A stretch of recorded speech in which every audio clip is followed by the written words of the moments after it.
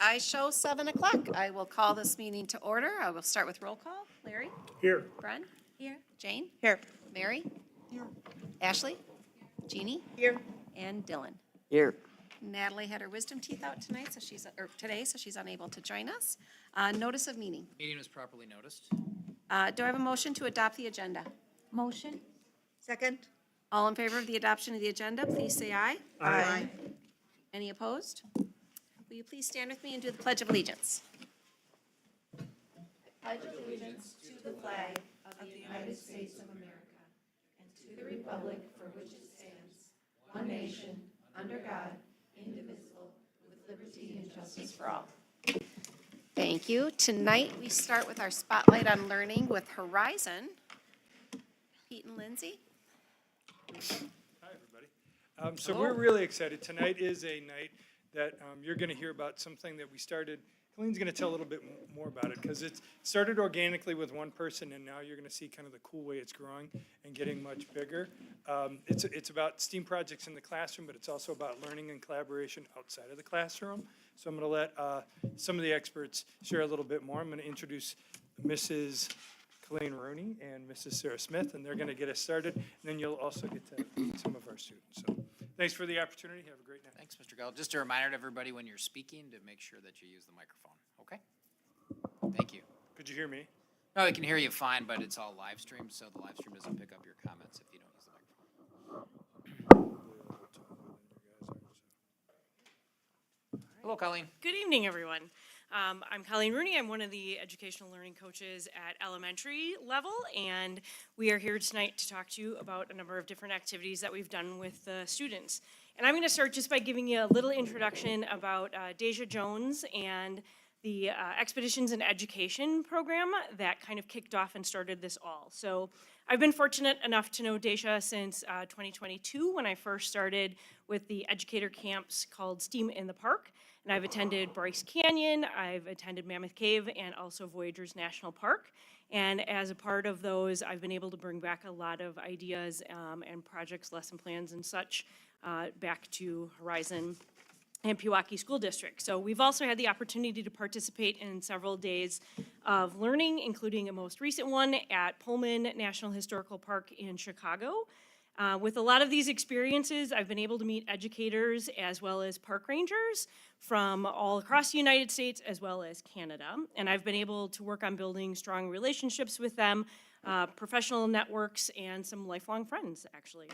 So following each of the learning opportunities that I have had over the last couple summers, I've been able to return back to Pewaukee with a number of different lessons, ideas, and projects to share both with staff and students. So an example would be when I attended Bryce Canyon back in 2022, I was able to fully immerse myself in that camp experience as we took a look at learning in the park with the park rangers and scientists to learn more about geological formations, flora, and fauna. So as a part of camp, not only did we get to learn firsthand in the field, but we also got to work together as educators from across the United States to generate lesson plans and projects both for the national parks as well as our districts and schools. So through that brainstorming and designing of lessons, we were able to bring back the wonders of Bryce Canyon directly to our fourth grade classrooms as they were studying the scientific concepts of weathering, erosion, and deposition. So knowing Deja for the last couple of years, she has very electric and dynamic personality, and she carries such a love and passion for education that we wanted to be able to share that with other educators here in Pewaukee as well as our students. So this past October, we invited Deja to come. She's also known as Dr. Drizzle to the students. And she spent 2 days sharing her love of learning and education, as well as STEAM and national parks with our staff and students.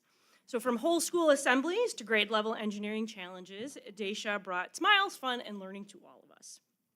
Deja also helped to inspire our very first and extremely successful elementary STEAM night this year, which highlighted science, technology, engineering, art, and math activities for families that they were able to engage with in those projects. And with an estimated 300 plus in attendance and over 30 volunteers, it looks to be an event that is going to continue into our future.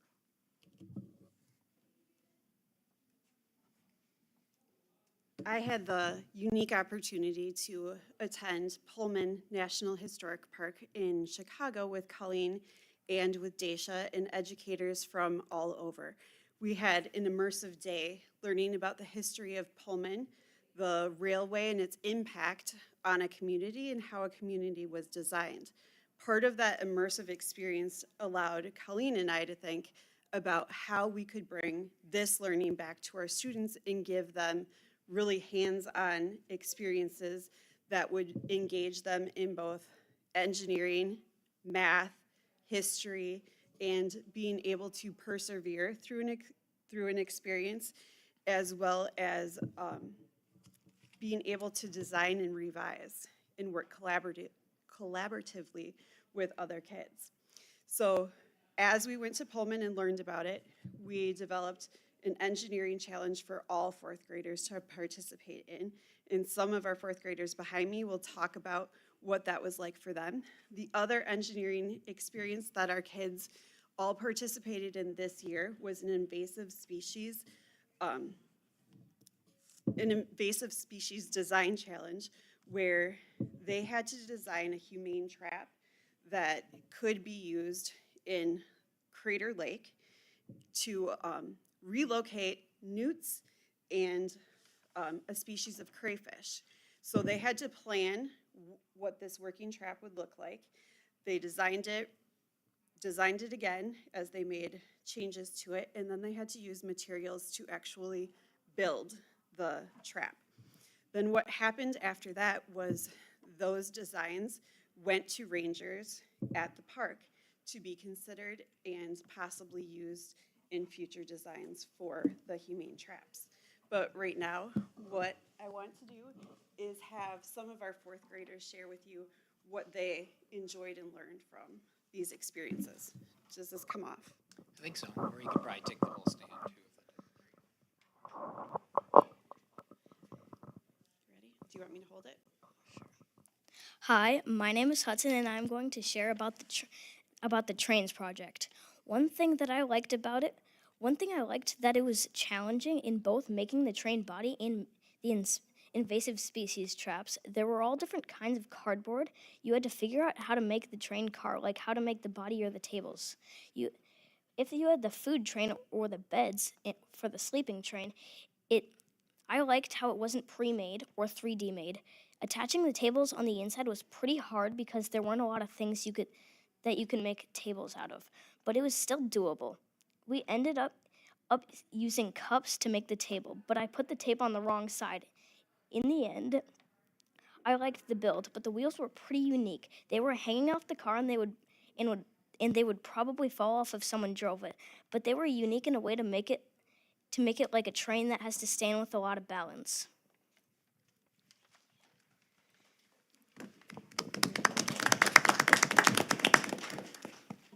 Hi, my name is McKenna, and I'm going to talk to you about the train challenge. It was really fun. The beginning was hard to make the measurements to go with the plan. We started to fold and tape it, but the measurements were a little wrong, so we had to fix that and we could tape it.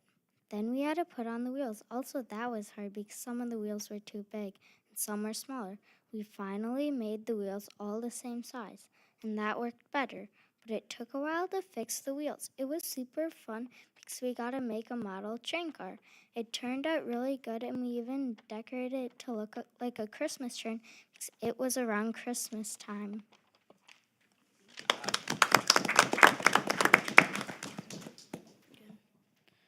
Hi, my name is Alex. I'm going to tell you about making the invasive species traps. It was really fun because it was challenging to make the cage and the door that would open when it was supposed to. And it was also fun to make the door close on its own without touching a string or anything. It was super challenging and it was super fun. In the beginning, we had to make a plan for the trap on the paper, and we had to plan out the materials we had and what would work best for our design. We planned out how it was shaped and how the animal would go in like bait. It was challenging to make the door functional. We used string and pipe cleaners to open and close the door without touching anything. And we used the right material for the project. In the end, it was super fun to make and super challenging to make.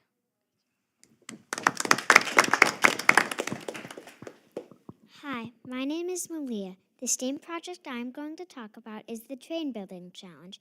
It was really challenging, but that is what made it super fun. We had to figure out how to fold and tape the cardboard. Then I was like, oh man, I wanted to put beds on the inside. So I was going to take the tape off, but the tape fell off by itself, which leads to my next part. The tape kept unraveling and the wheels were hard to put on. We had to take measurements so that it wasn't too big and it wasn't too small.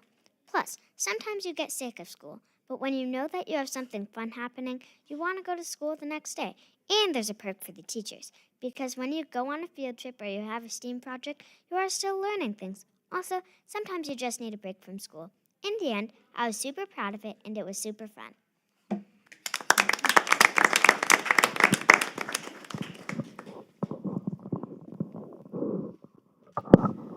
The other thing that happens as part of educators attending the national parks for expeditions and education is that all of the educators that are working together at that park design different learning challenges and experiences.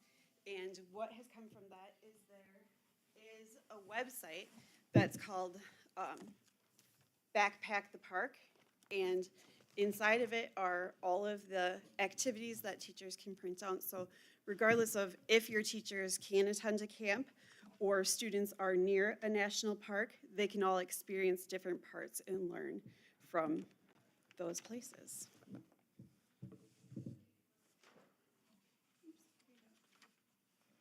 That's what we wanted to share with you today. All right, thank you. Thank you so much. Does anybody have any questions? This is Larry Dukes. A quick question for you on what you just mentioned. So there's materials or content that if a family visits one of the national parks, they would access that, and then how would they use it once they got to the parks? So you don't even need to attend the park to access the materials. It's called Backpack the Park. Okay. And you can download materials that give STEAM challenges, engineering challenges, history behind the park, the species that live there, and those are created by rangers and educators. So anybody is available to download and print it for use in a classroom or use at home. You don't even need to take it to the park. You can study and learn at home. But if you go to the park, does that enhance it or not in terms of? The second part that you would use actually in the park is called Junior Rangers, and that further enhances the experience that can be used and taken to the park. Do you know, like, roughly about how many sites they go to or the parks that they've had or used? Is there quite a few? Or? Yes, I do want to. STEAM in the Park, and through the Expeditions in Education organization, they started in 2021, and their first park was Acadia. The second year of the program, they visited 8 parks, and they had roughly over 200 people, I believe, attending. Last year, there were 10 parks, and I believe over 400 campers. This year, prior to opening applications for the parks, there were about 1,400 people that were interested in attending. There are 10 parks, I believe, this year, 10 or 12 parks this year for educators to attend, and this year they have 2 family parks. So educators can bring their spouse and or family members to join them in the experiences at the National Park Center as well. So which park are you going to this summer? So I am heading back to Bryce for family camp, and then I am going to be an ambassador again this year at Voyageurs National Park. Anybody else have anything? All right. Great job, everybody. Yes. Thank you.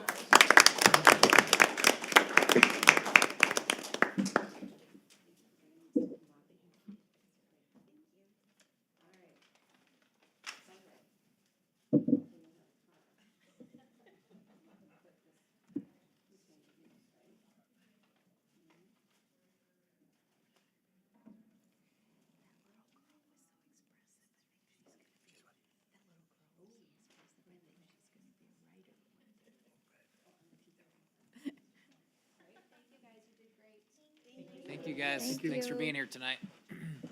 Thank you to the parents too.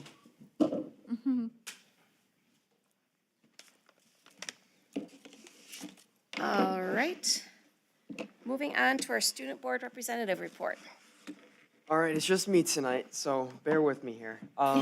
First, I wanted to start focusing on course scheduling, which took place just a couple weeks ago. This is done by freshmen, sophomores, and juniors. Obviously, I'm not doing it because college next year, but junior or incoming juniors and seniors or current sophomores and juniors are allowed to pick out the courses they'd like to have in their schedule next year. So they go into Skyward and select those. It can be anything like co-op, CCIHS, which is college courses in high school, dual enrollment with WCTC, Insight, Impact, or even things like volunteer and free period or ACT prep for the juniors. Freshmen and sophomores incoming are assigned their own schedule built by counselors and school staff. And juniors and seniors will actually build their schedule in May, scheduling it themselves. Next, I wanted to focus on the Warriors Wear Red fundraiser that went really well recently.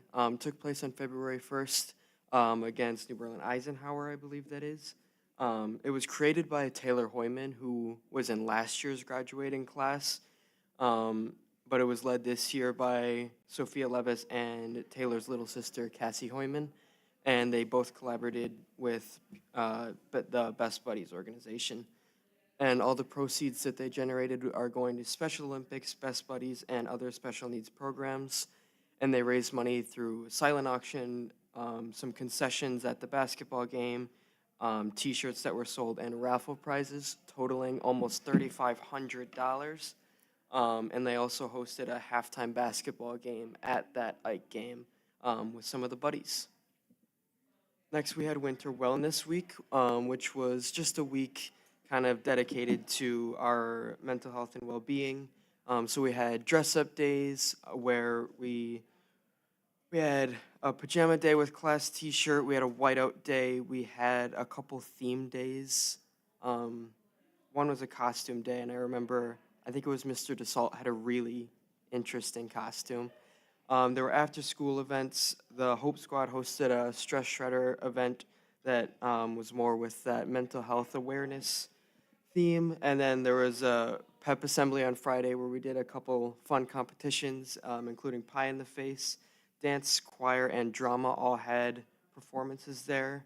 And we recognized some of our extracurricular clubs that are going on around this time. And then on Saturday, we had the winter formal dance, which went really well, and thank you to all the volunteers that helped make that possible. Then we had athletics and activities. We had a sold-out crowd for our basketball game against Wisconsin Lutheran. We have the upcoming drama show for Mean Girls, and FBLA regionals took place in which 21 of the 25 members of the team qualified for state, which is really incredible, and they will all have a chance at nationals. And then just some salutes and recognitions. There's a lot of them. So big salute to Sophia Levis, Cassie Hoyman, and a lot of the volunteers who worked with the Best Buddies to do our Warriors Wear Red fundraiser, because that's really impactful around this area. Big thank you to our PHS counselors for Counselor Awareness Week, which took place 2 weeks ago, I believe. Our varsity POMS team took place in state at lacrosse, and I believe they placed third in jazz, I want to say. Maybe it was hip-hop. I don't remember specifically. Like I said, we had our FBLA state qualifier, so huge congrats to them. Big salute to our Insight and Impact mentors. I can say firsthand, having an Insight mentor, it has meant so much. It actually convinced me to change my major for college, and I believe you are still a mentor, Larry? Yes, I am. Thank you for doing that. It really helps us. Thank you to Student Senate, specifically Casey Westfall and Lilo Goodmanson, and a bunch of our dance chaperones and teacher volunteers for making that winter formal possible, because that was really a great experience. Thank you to our crossing guards, because end of January was our crossing guard appreciation week, and a lot of people don't recognize them, but the work they do is really important in getting people into and out of school safely.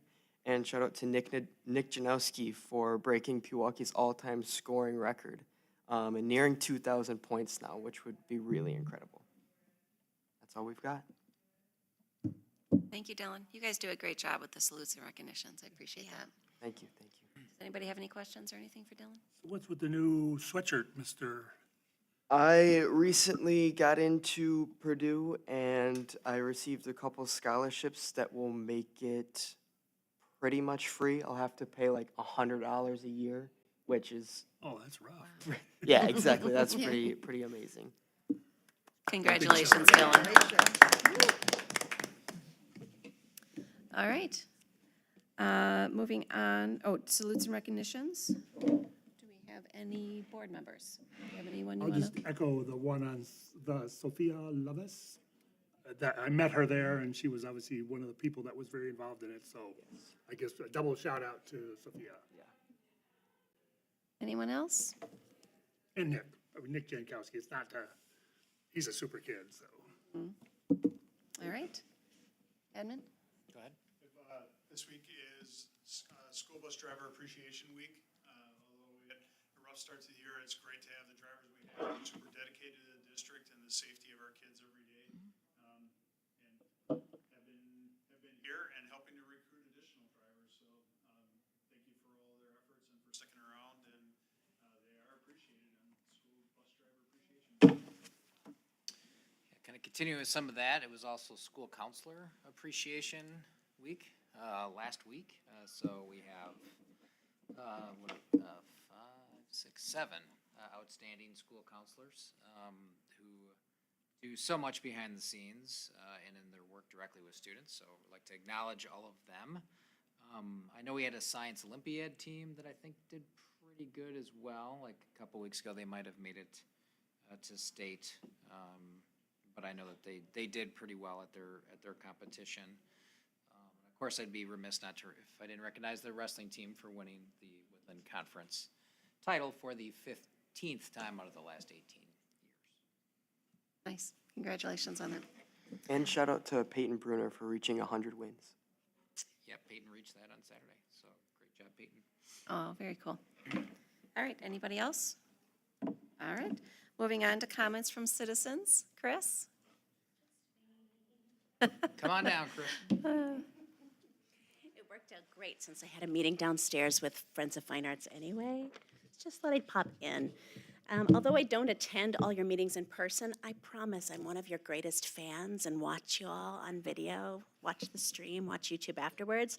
And during several of your recent meetings, I noticed that there were a number of questions probing the efficacy, value, and appropriateness of teaching what I like to call soft skills as a complement to core subjects in our schools.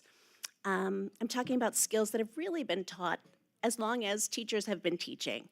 Things like responsible decision-making, managing emotions, self-reliance, conflict resolution, consideration for others, and respect. I think those things are more commonly today called social emotional learning.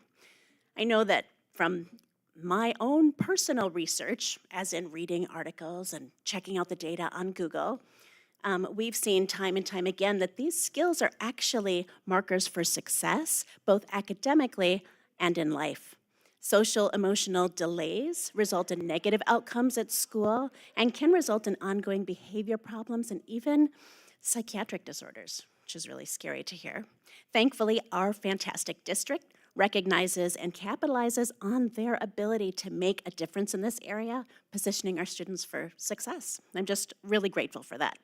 I'm sure all the board members share with district parents like me and staff and administrators the desire to create the best outcomes for students, and that's what social emotional learning makes possible. So as a district parent, I want to say thank you and share my clear, unequivocal support for that teaching.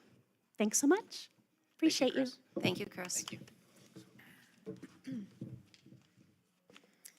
All right. Anybody else? No? Okay. Moving on to the consent agenda. We had minutes from our previous meetings. We had the January 15th Business Affairs, the January 29th Learning Session. Okay, and then as we discussed, the minutes from the January 15th regular board meeting will be considered at the February 26th Correct. meeting for that, So we have a correction to make. the correction to make. Or we're going to look at it tonight, right? Right. Oh, I'm sorry, so it'll be evaluated or reviewed tonight. The correspondence that was included in our packet, there was one gift over the thresholds to the Robotics Club, the amount of $1,000 from Greg King of Ken Cook Company.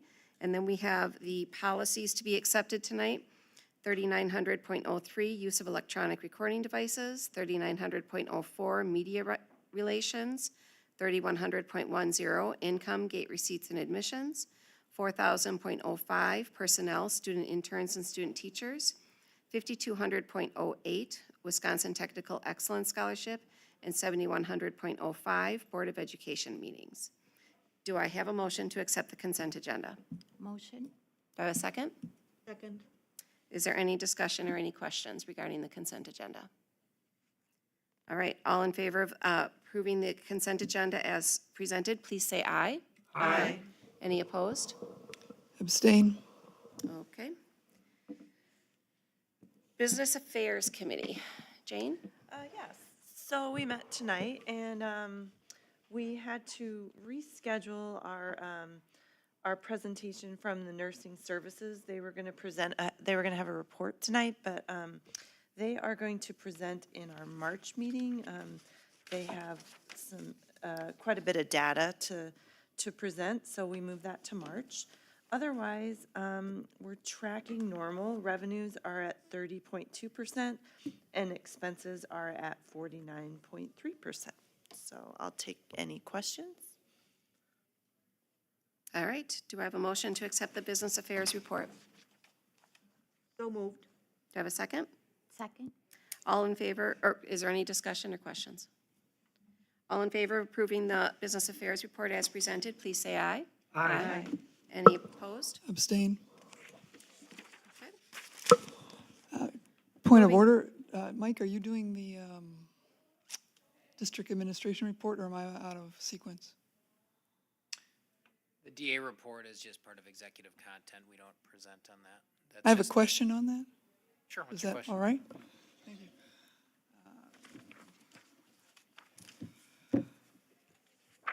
On the donor list, The donor list? the donor list, gifts, donors. There's an item in there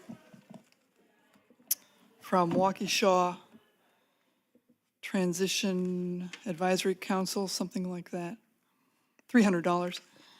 On the donor sheet, this is what I'm referring to as the donor sheet, it's listed as a fee for a fare, for a rental. And I'm wondering if you could sort that out. Yeah, what is, it is, which organization?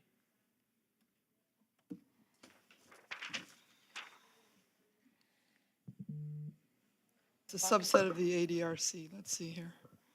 Probably the Waukesha County Transition. Advisory Council, that's it. Yeah. Thank you. Sorry. And it was for $300? Mm-hmm. And you just would like to know, was that a fee or what?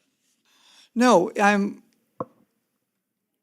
questioning clarification. This is listed under donors, so it was presented as a donation to whatever, but it's a donation. That's where you put it under. When they describe it, they say it's a fee. It's a rental fee. It says to pay for the transition fare rental fee in the description that was submitted, the donation form that April filled out.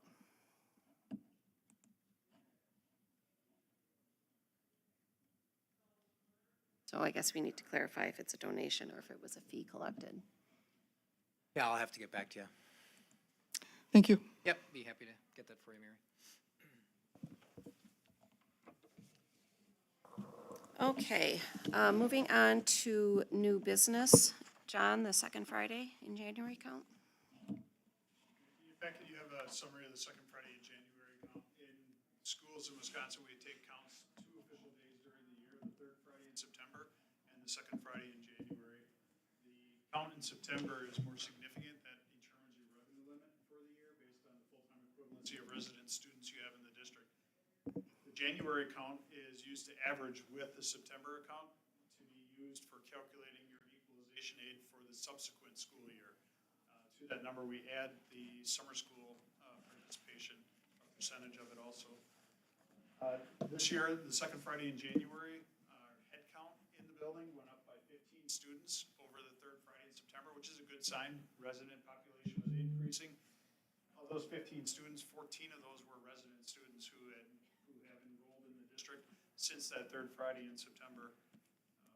And then a net +1 of open enrollment students that have enrolled in the district, either through tuition waivers or moving during the second half of the year and having an alternative application that would have been accepted. So overall, we use this report as kind of an indicator of where we anticipate the fall to be going for the district. Represents a little over a 0.5% increase in student population from September to January. So we would anticipate that we would expect at least that as we get into September. Typically, that's the way the trend has gone. Does anybody have any questions for John? All right. This is an informational item, so we will move on to the fund transfer.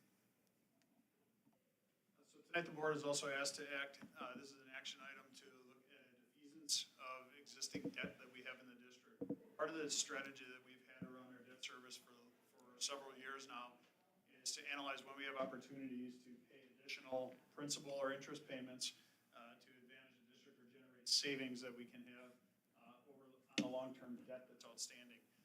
This defeasance has a cost of about $1.5 million, $1.6 million, just short of 1.6, and will generate savings over the life of the outstanding bonds of about $414,000. So the defeasance, the action that it takes is to take a part of the principal, a portion of principal payable in 2026, and a portion of principal payable in 2038 on the outstanding debt that we have from the previous bond issue, and pay those at the call date or in advance by placing them in an escrow now and having the escrow responsible for payments. From a transaction standpoint, it hits our books this fiscal year and benefits us moving forward. Any questions? All right. Do I have a motion? Move to approve the resolution authorizing the transfer of funds, the establishment of an escrow account with respect to, and the defeasance of certain of the general obligation refunding bonds, Series 2019A, dated March 20th, 2019. Second.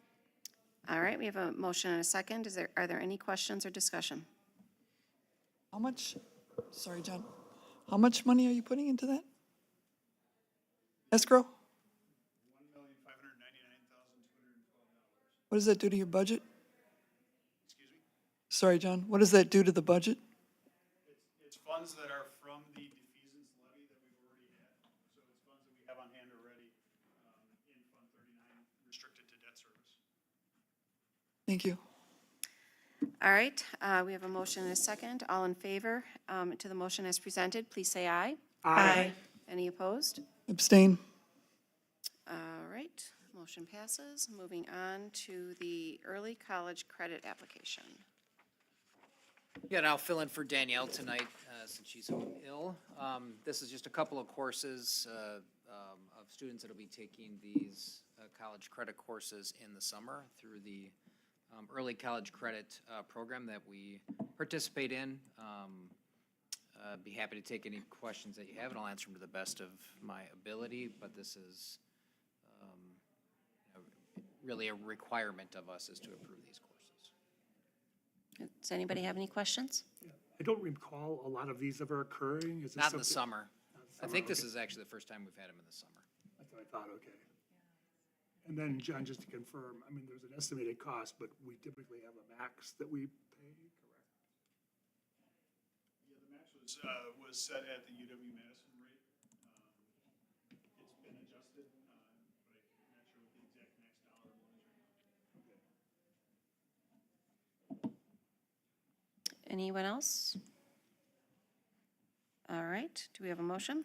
Move to approve the early college credit application for this one student for the summer of 2024 as presented. Second. All right, we have a motion and a second. Are there any questions or discussion? All right, all in favor of the motion as presented, please say aye. Aye. Any opposed? All right.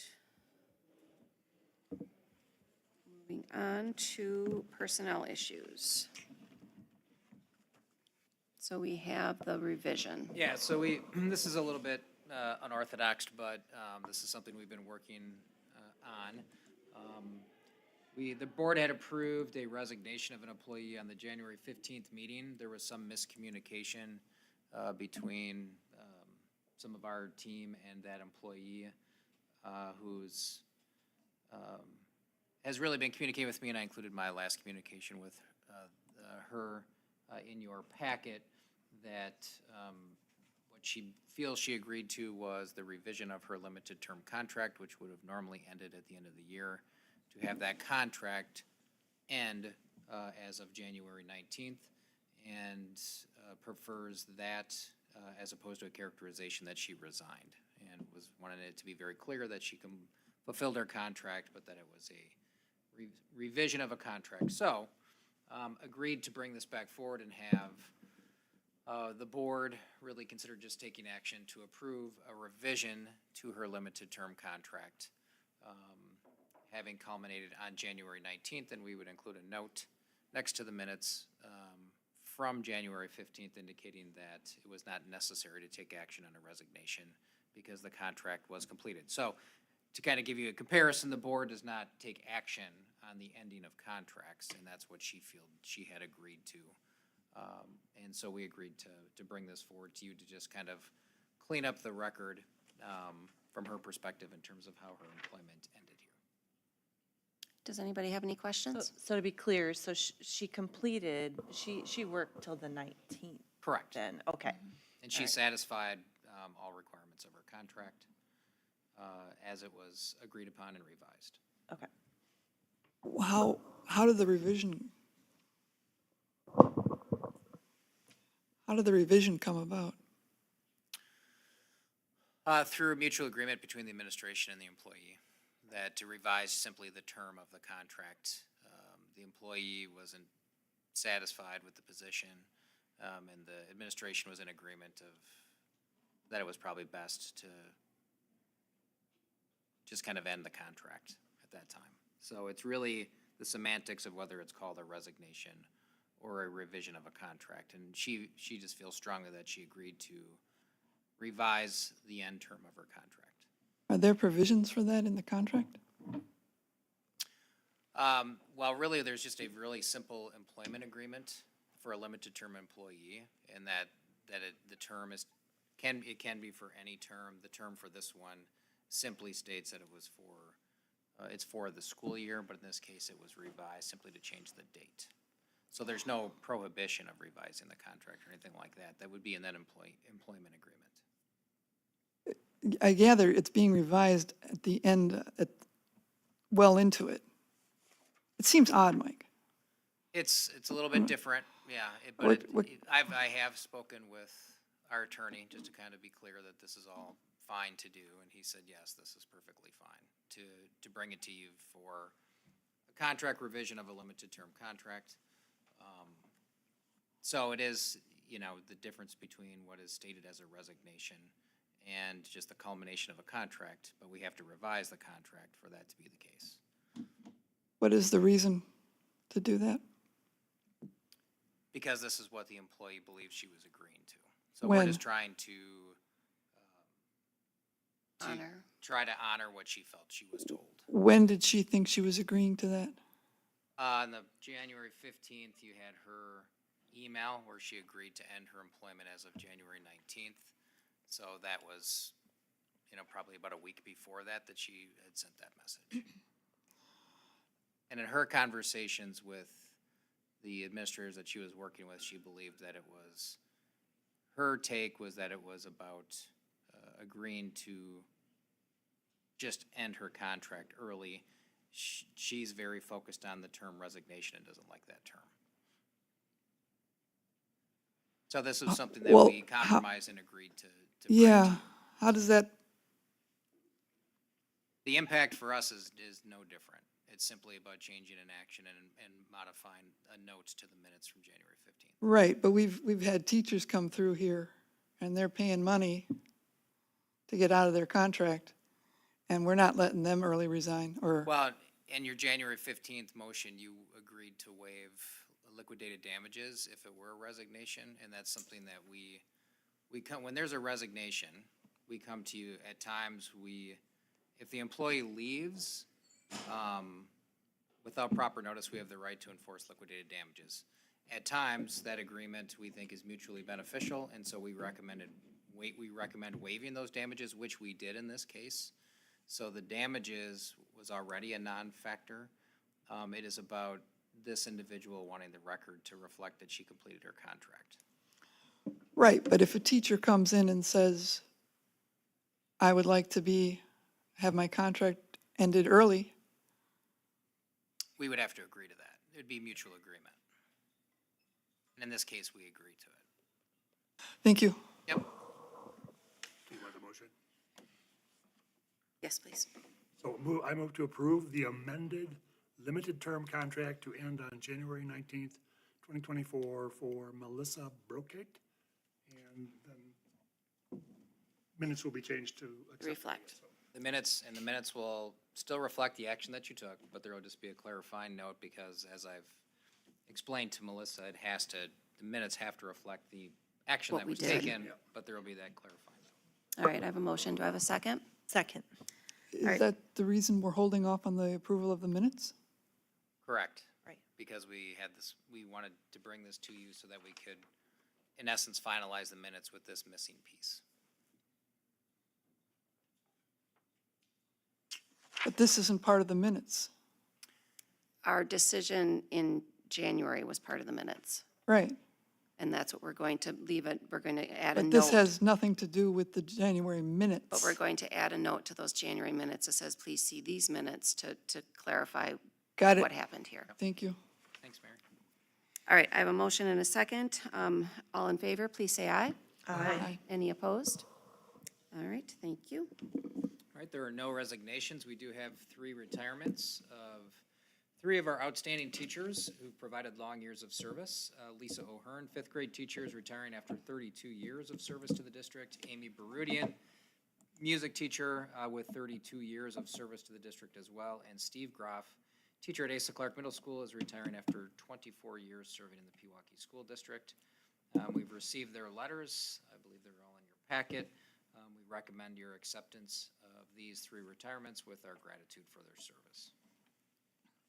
Anybody have any questions or? No, Okay. move to accept the retirements, and Julie, you put in there, Lisa O'Hearn, Amy Baruchian, and Steve Groff as presented. Second. All right, there's a motion and a second. Are there any questions? All right, all in favor of the motion to accept the retirements as presented, please say aye. Aye. Aye. Any opposed? All right, thank you.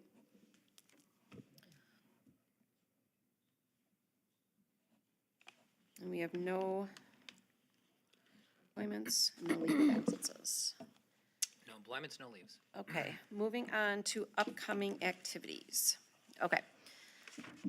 Okay, so first we have the informational booth that we are staffing on Saturday. Julie, I don't know if you heard me, but I'm going to have to be up in Marquette, Michigan now this weekend, so I'm not going to be able to be there. But thank you for those that have signed up to do that. We are still in need of 1 or 2 more board members to help the reality store on March 12th from 8:30 to 11:30. If you would be interested in conducting mock interviews with the students, please let Julie know. Then we have a need for the student board rep interviews. Dylan will be leaving us, so we need to find an incoming junior that can work with Natalie next year. The dates tentatively right now are Monday, April 8th, Tuesday, April 9th, Wednesday, April 10th at 3 p.m. We could use 2 to 3 more people to do that. We need some board members, or a board member. Oh, maybe, do we not need a canvasser now? We have 2? Or do we need another one? Oh, canvassers, good, okay. Yep, it's Bren and Larry are going to be our canvassers. And then jumping ahead to April 24th, we have the Kiwanis Scholarship Night at 7 o'clock at the Preserve at Silver Spring. Larry and I will be there. Hopefully some more can come. I think we're giving 3 scholarships, 1,500, if I remember right, maybe 4. So that's an awesome night to participate. And then the referendum tours, just a note that the one date was changed to Tuesday, March 5th from 5:30 to 7. Ashley, myself, and Jane are signed up for that one. And then March 18th from 5:30 to 7, Jeannie and myself are signed up for that one. All right. So I kind of did the special event stuff. Next week is the COSBA conference, so the National School Board Conference that we're attending this year. Bren, Larry, myself, along with Danielle and Brian Siegel will be attending that next Friday, Saturday, Sunday. We're doing the presentation on our 4K program, Building Background Knowledge in Our Youngest Learners. February 26th is our next board meeting. We'll have policy at 6 p.m., the board at 7. Monday, March 4th is going to be our learning session where we are going to learn more about the AI world and what's coming for us. All right, I think I got everything else. Well, Monday, April 15th that'll be our first meeting after the election. So that will be where we give the oath of office to our new board members, and we'll do a little farewell for Jeannie and Jane. Does anybody have any questions or any comments? There's more dates, but I didn't go into May and June. April 2nd is the day of voting, though, too. Right? April 2nd is the day of voting. Get out the vote. Get out and vote, right? Get out and vote. Get your friends, get your neighbors, get out and vote. All right. Human Growth and Development Committee update. Your fearless leader partner isn't here. So our last meeting, we met and started to work on updating the teaching practice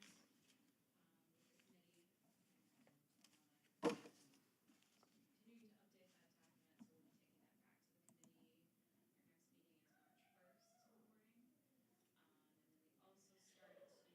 we'll be taking that back to the committee. Our next meeting is March 1st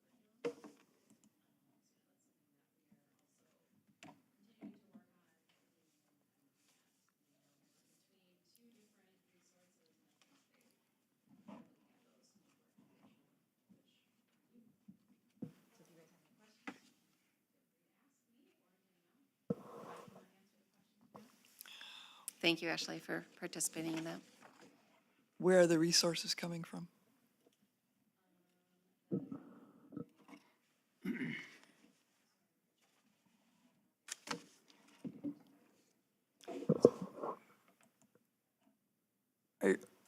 Are you not reviewing them now? Did,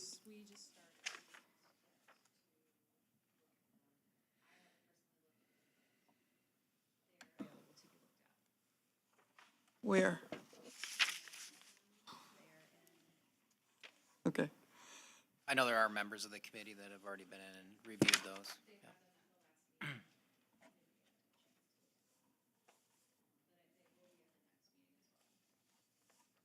Okay. Is this a change from what we now do?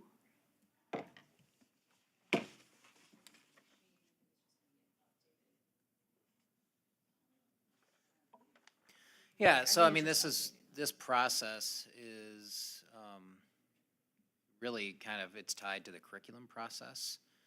So the committee's gonna make recommendations and ultimately the board acts on curriculum. So but it's required, human growth and development has a very unique status and statute, so it requires this committee process. And then those recommendations come forward to the board. So, in essence, I know one of the main pieces of the Human Growth and Development Committee's process was to review some materials that needed updating, because there's some very old and dated materials. There's old and dated materials in human growth and development. Yeah, like VHS videos, that kind of thing. That's media. That's part of the materials and resources, videos.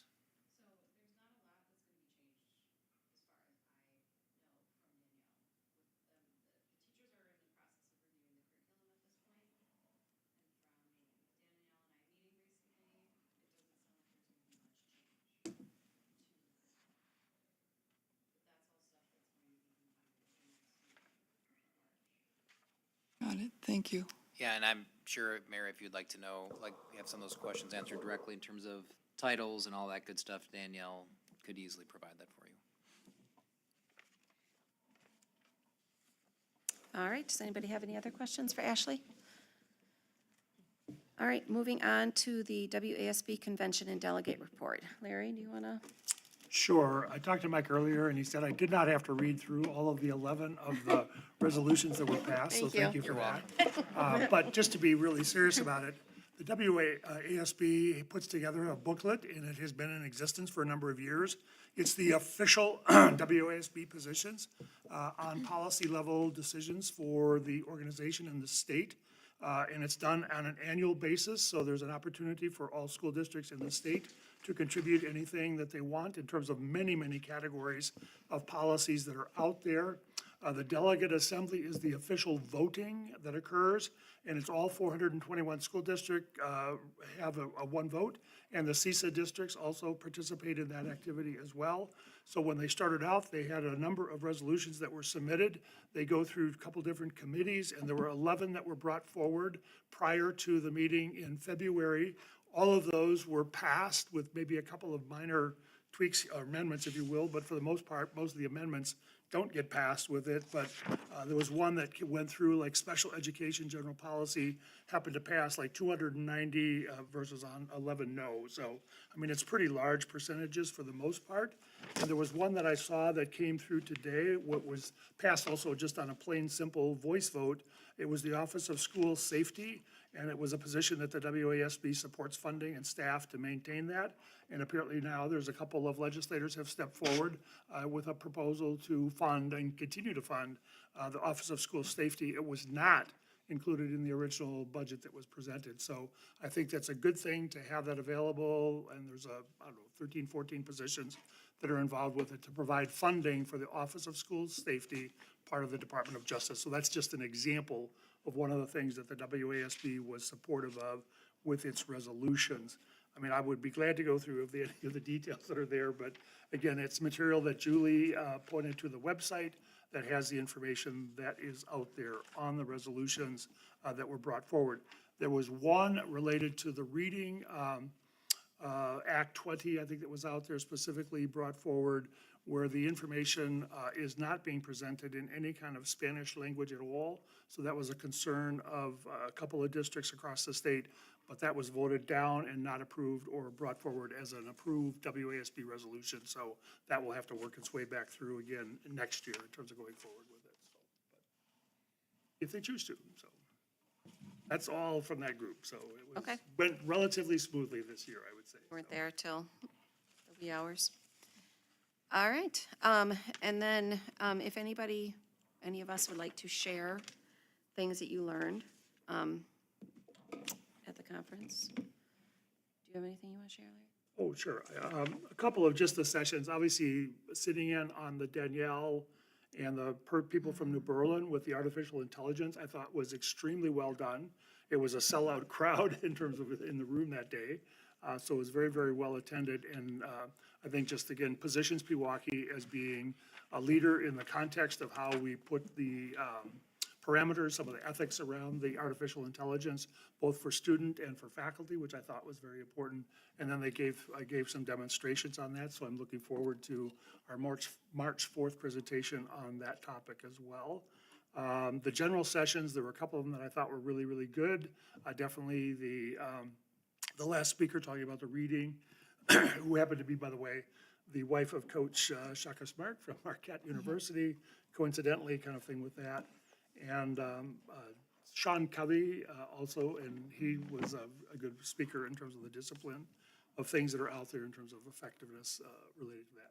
There were just a couple of other sessions that I thought were worthwhile, and I think I gave maybe be if I didn't, but Ann Chapman did a really good job, John. I don't know if you were in that session or not, but she used to work for the Public Policy Forum, but now she works for school business officials, Mike Berry's group, and very, very well done, talking about the funding and the support we need financially, particularly related to the revenue limits and how the lack that we don't have really compensation related to the consumer or the price index in terms of no reflection of inflation for many, many years. And that's partially leading to the reason why a lot of school districts, I think, are facing operating referendum kinds of questions, because they don't have an ability to raise any funds beyond whatever the revenue limit was.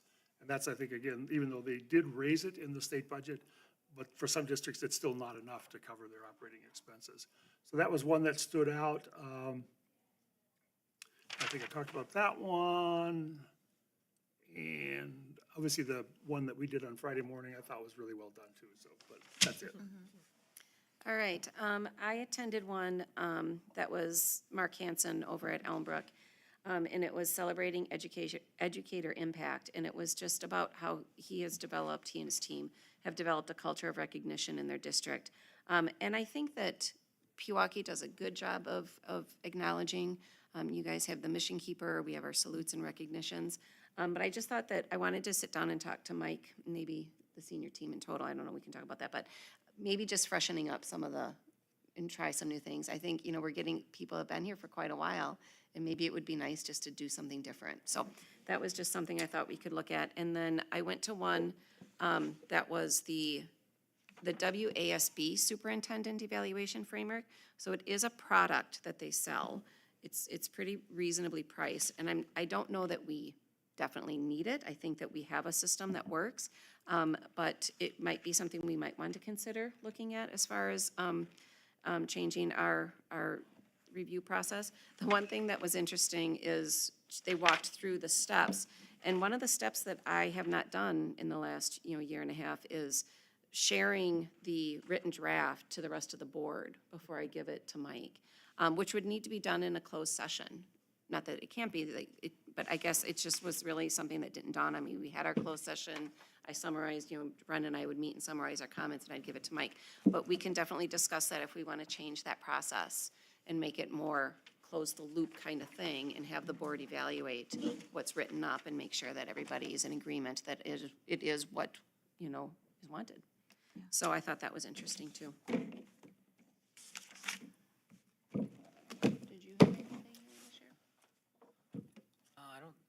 John?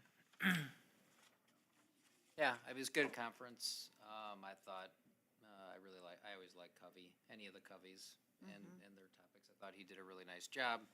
I agree. I thought Danielle, their presentation on artificial intelligence was one of the strongest presentations that I saw. So it was Did really they submit that to Cosbottle? Do you know? I believe so, but Cosmo didn't take that one, but she is doing it. There was a national conference, was it AESA? I think that you have been selected to speak as well. We should maybe ask her if she would share her slides with the rest of the board that couldn't be there. They did a really nice job on that topic. Yeah, we can get those to you. So, yeah. Is it going to be a part of the March 4th? Oh, it might be. That's a good Learning point. session? Is she going to use it? Probably Maybe that'll very be similar. Okay. Yeah. Okay, that's a good point. Yeah. So you'll get your own personal presentation on March 4th. I wanted to add that opening session with Sean Covey, who is the son of Stephen Covey, who wrote the bestseller 7 Habits of Highly Effective People. He really had my attention. I thought that was an amazing way to start the convention, and it was all about leadership and being effective leaders. He talked about the power of focus, and that sometimes you're better if you have less goals, but you achieve more goals. In other words, instead of having 10 goals, maybe have 5 or have 3, but actually be able to achieve those goals and show worth to the goals that you were able to achieve. Because sometimes we have more ideas than we have capacity to execute. So I just thought he had some really interesting things to say, like, for instance, Are you managing people or are you leading people? Is there an association or do people feel like they belong to your board? And what's your motivation? Motivation is external, but if you're inspired, like if you feel inspired to educate kids, that's something internal. And you take it more personal. So, yeah. He's got a book out there, The Leader in Me, that I think would be worth any of us to read. It's great. All right. Can I do a little plug on top of that? Just Yeah. with if you happen to have your journal with you. Yep. Some of us get it at home, some of you get it through the school district, but on pages 24, in this latest version of the American School Board Journal, there's a reference to an article related to servant leadership.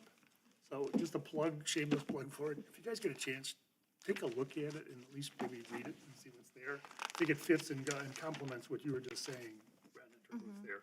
So it's an article entitled "The School Board as Servant Leader."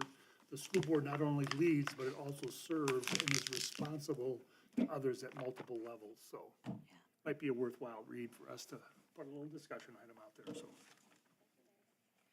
All right. Moving on to legislative advocacy update. Is there anything we need to know about? Yeah, last week I did go testify to the Education Committee for the Assembly regarding some concerns with Act 20, the literacy laws, implementation timelines. So the screener assessment that's coming in particular, there's a lot of concern about the lack of anyone even knowing what that screener is yet, and then the very quick turnaround timeline of implementations that we might not even know what the screener is or have it until the fall, and then we're supposed to implement it in the fall, as an example. So we were there, I was there along with Faith from SWSA and representatives of the Wisconsin Rural Schools Alliance and WASB to advocate for some more flexibility with implementation of the law.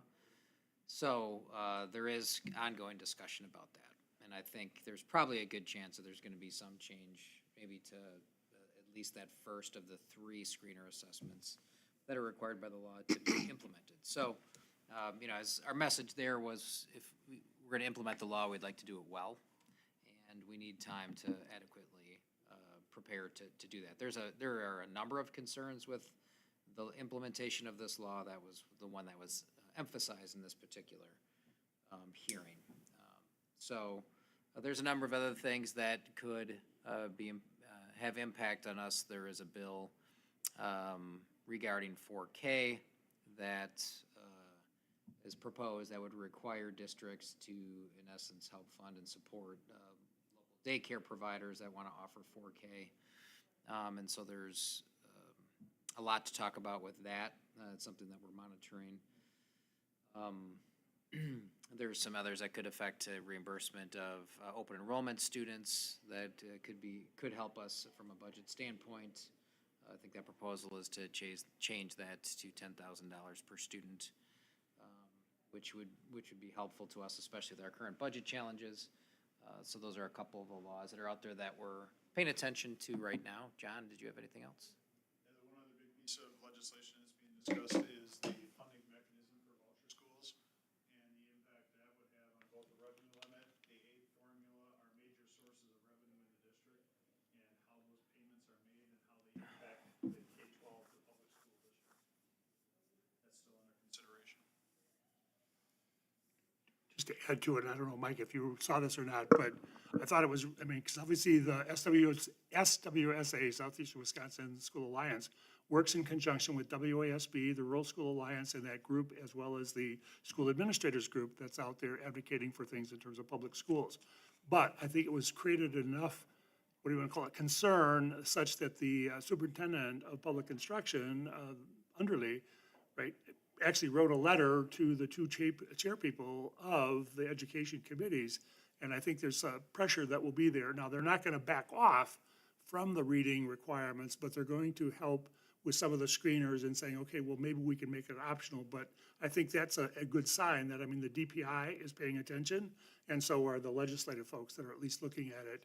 And just as I mentioned earlier, there's value in terms of having a voice in Madison, because sometimes these legislation gets written, and it's written from the standpoint of either a pure legislative perspective, or it's written from the standpoint of some other parties that may have an vested interest in supporting or having some of these things get approved. And it's like, why aren't they coming directly to school administrators and board members to ask about the implications of some of these things? And I think that's the voice that needs to be there from school administrators, from school boards, and again, whether it's urban or rural, we all are facing many of the same challenges out there in addressing education in the state of Wisconsin, so.